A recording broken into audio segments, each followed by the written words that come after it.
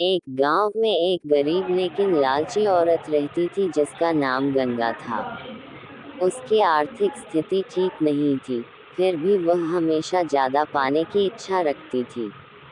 एक दिन उसके घर एक साधु महात्मा आए। गंगा ने साधु की खूब सेवा की और उन्हें भोजन कराया। साधु उसकी सेवा से प्रसन्न होकर बोले, मैं तुम्हें एक वरदान देना चाहता हूँ। जो तुम चाहोगी वो तुम्हें मिलेगा, लेकिन याद रखना, तुम्हें संतोष रखना चाहिए।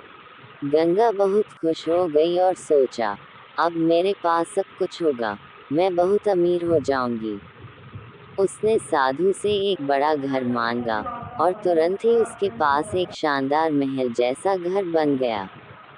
धीरे धीरे उसने सोना, चांदी, कपड़े और नौकर चाकर भी मांग लिए। उसके पास सब कुछ आ गया, पर उसका लालच बढ़ता गया। एक दिन उसने सोचा, अगर मेरे पास इस पूरे गांव की संपत्ति आ जाए तो कितना अच्छा हो।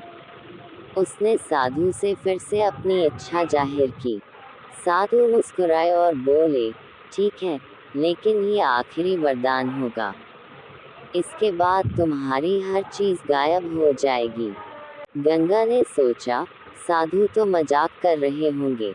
उसने इच्छा कर दी और पूरा गांव उसके नाम हो गया। लेकिन जैसे ही उसने लालच में फिर कुछ और मांगने की सोची, उसका सारा धन, महल और संपत्ति गायब हो गई। अब उसके पास कुछ भी नहीं था। वो फिर से पहले जैसी गरीब हो गई। तब उसे समझ आया कि लालच का नतीजा हमेशा बुरा होता है।